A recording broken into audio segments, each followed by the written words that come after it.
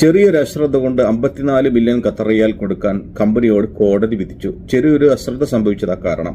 എല്ലാവരും കേട്ടിരിക്കേണ്ട, അറിഞ്ഞിരിക്കേണ്ട ഒരു കാര്യമാണ്. ശ്രദ്ധിച്ചു കേട്ടോ, എങ്ങനെയാണെന്ന് പറയാം. അതായത് ഒരു കമ്പനി ഒരു മാനേജറെ ഹയർ ചെയ്തു, ഒരു മാനേജർ പോസ്റ്റിലേക്ക് ഒരാളെ അപ്പോയിന്റ് ചെയ്തു.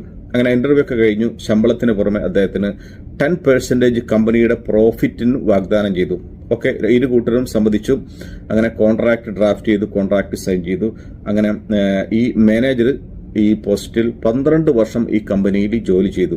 അങ്ങനെ 12 വർഷത്തിന് ശേഷം ഈ കമ്പനി ഈ മാനേജറെ ടെർമിനേറ്റ് ചെയ്തു.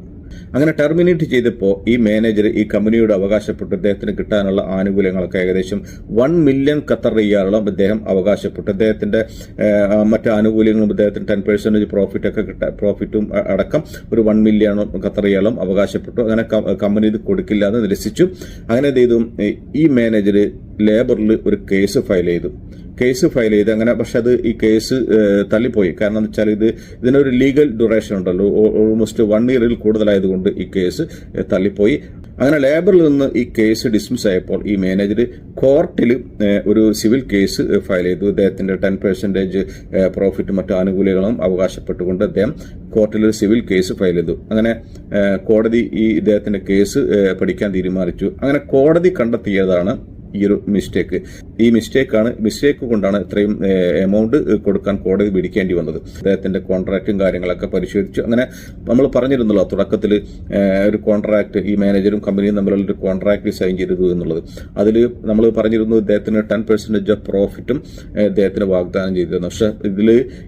പക്ഷേ കോടതി കണ്ടെത്തിയത് ഇതൊരു പാർട്ട്ണർഷിപ്പ് കോൺട്രാക്റ്റും കൂടെയായിരുന്നു എന്നുള്ളതാണ്. അതായത് 10% പ്രോഫിറ്റിന് പകരം ഇതിൽ ചേർത്തിരുന്നത് 10% ഓഫ് കമ്പനി ഓണർഷിപ്പ് എന്നായിരുന്നു ഇതിൽ ഈ കോൺട്രാക്റ്റിൽ ചെയ്തിരുന്നത്.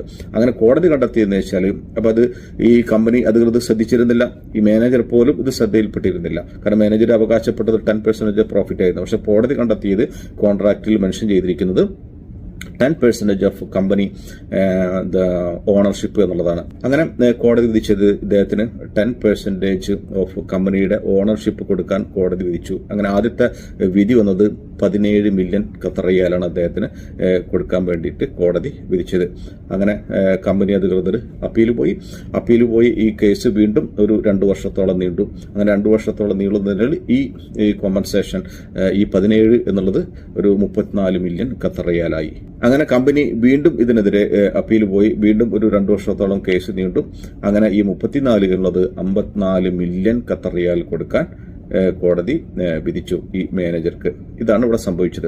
ആരുടെയും ശ്രദ്ധയിൽ പെടാതെ പോയൊരു മിസ്റ്റേക്കാണ് 10%